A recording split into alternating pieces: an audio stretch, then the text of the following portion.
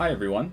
It's been a little while since I uploaded to this channel. I do apologize for that. I had meant to get this video out ages ago, pretty much when the Vivarium update launched for Prehistoric Kingdom, but obviously with it being Christmas season and then New Year's coming around and then going back to work afterwards, things get in the way as they often do.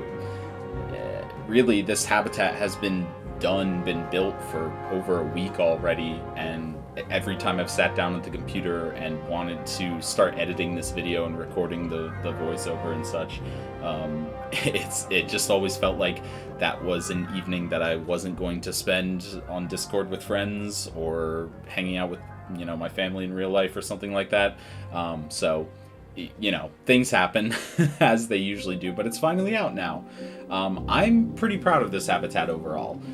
Obviously, as you already saw from the thumbnail and the little showcase at the beginning, this is a Titanoboa cave. I had the idea for this habitat really early on when I saw what the Prehistoric Kingdom team was doing with the Vivarium system. I knew I kind of wanted to build like a rock shell around one of the habitats, and the cave idea just kind of came from that. I used a few different inspirations for this habitat, some of which are going to be pretty apparent when you see the pictures of them. The Baltimore Aquarium has a really cool walk-through section with a lot of faux rocks in it that I use primarily as an inspiration. Baltimore Aquarium actually has a 3D walkthrough of this, like Google Maps style, on their website, which is really cool. You can get a lot of interesting angles there that regular photos just can't get you. And then I was also looking at the crocodile habitat in the Bronx Zoo, which I've never been there. I've never been to the Bronx Zoo, but that habitat looks pretty cool on Google Images. Maybe a bit small, but pretty cool. So those were the two main inspirations that I was using for this idea of having a cave that guests walk through, and the Titanoboas are sort of built into the cave.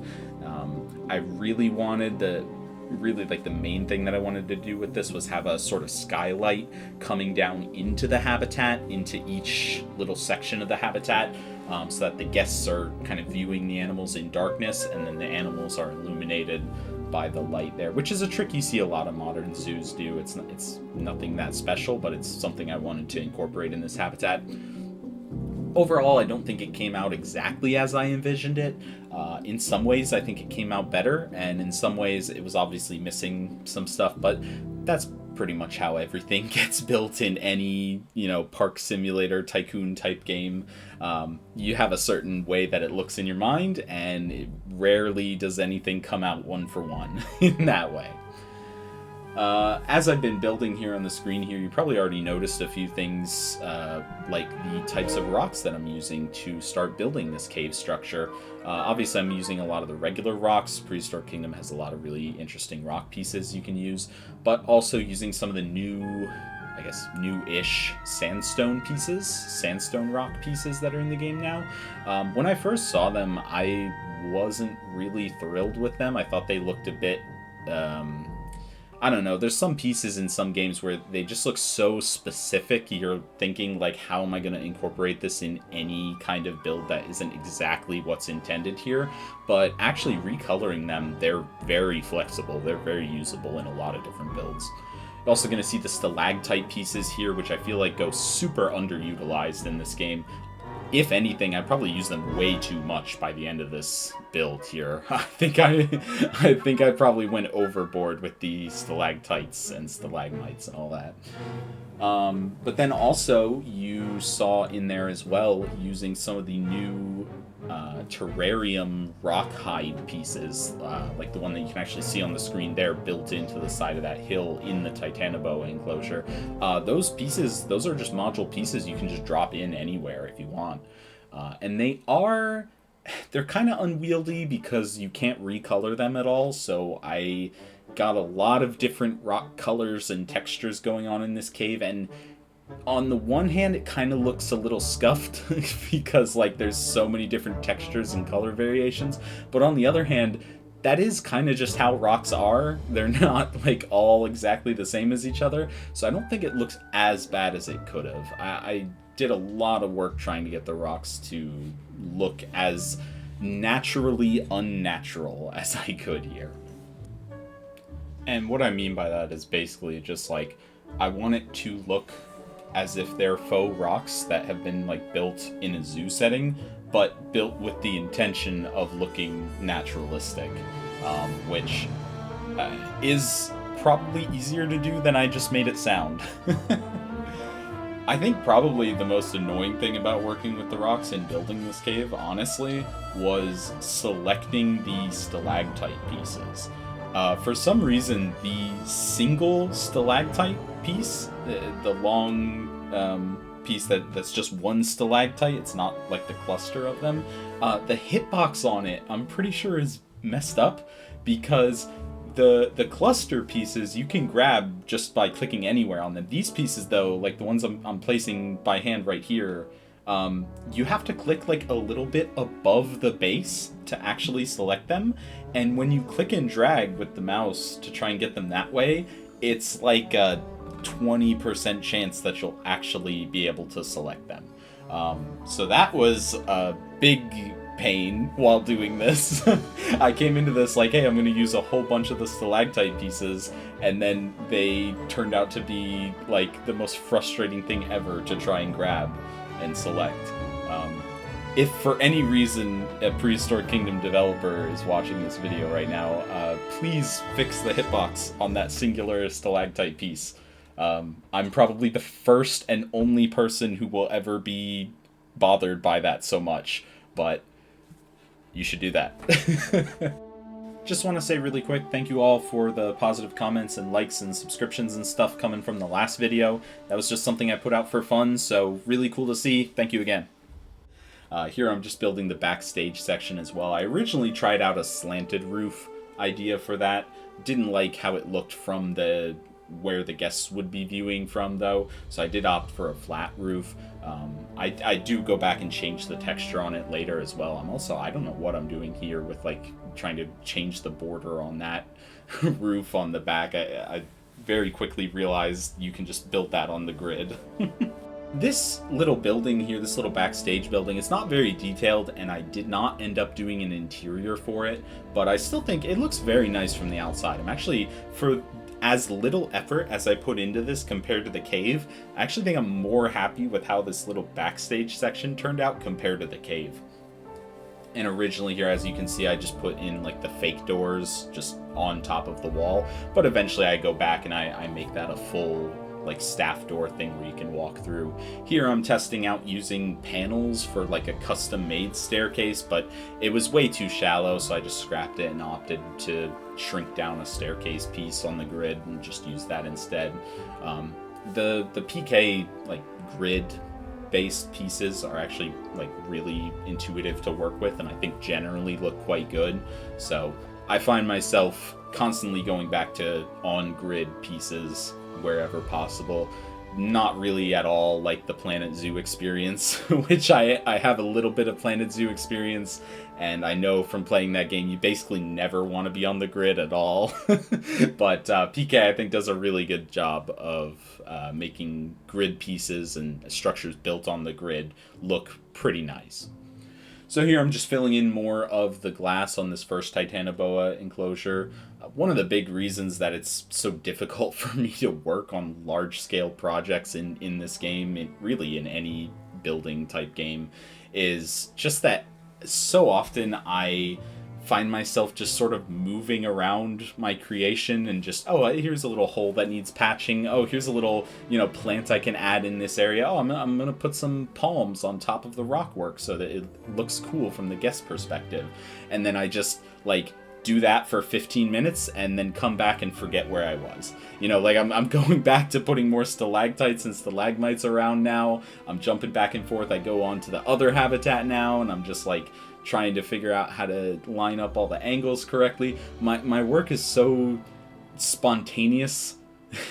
I have such spontaneous bursts of like, oh yeah, I'm gonna add more of these pieces now, and then halfway through that I just kind of get bored of it and jump over to the next one, which I think makes editing and recording things like this an absolute nightmare, and I think it's probably one of the main reasons that I don't do this more often. I'd much rather just build on my own while like listening to a YouTube video or something, because, yeah, trying to build, like, with the knowledge that you're recording and you're going to have to edit it all later just stresses me out. If there's one thing that I was not a fan of with this habitat, it was definitely, like, the cave roof. In fairness, I think that's a pretty hard thing to get right in games like this. It's very difficult to make that look natural. I also probably went overboard with the stalactite pieces, as I've been saying. You'll see what I mean more later.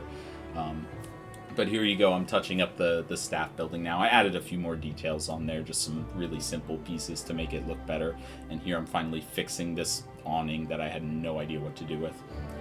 Completing more of the rock work for the guest portion of the cave habitat now, and trying to copy over what pieces I can to keep the cave roof looking somewhat coherent between the habitat portion and the guest portion.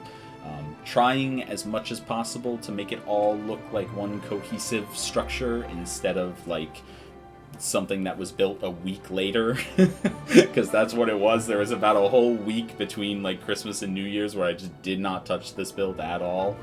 Here you can see I'm going back and replacing this door for the backstage habitat so that keepers can actually go back in there.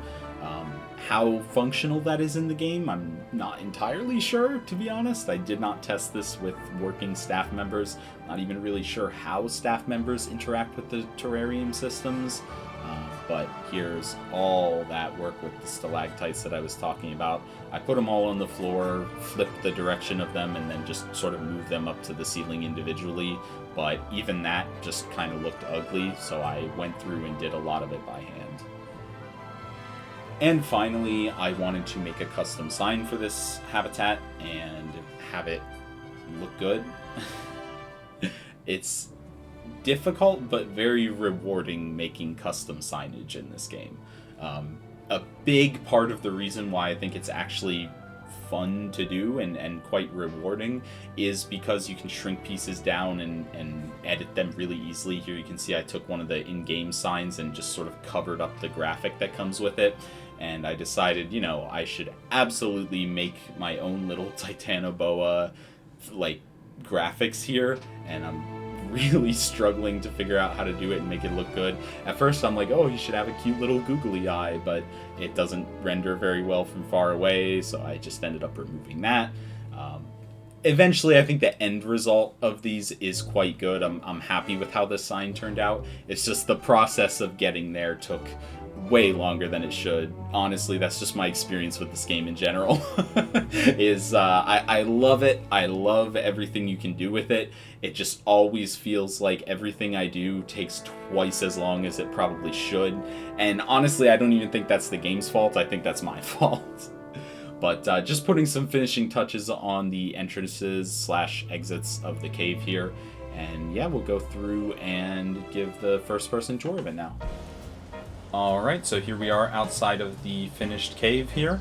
I did a little bit of work recoloring some of these rocks just to try to make it a little more cohesive and have the ceiling be less orangey. But here's the main viewing window for the first Titanoboa enclosure.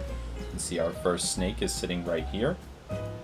Perfect viewing right into that habitat. I did close up the bottom kind of burrow view because I have one on this side, and I figured two would look a little redundant. So this is the main spot for the kind of burrow viewing. The snake does go down in here a couple times. I've seen her sitting down there while I was building.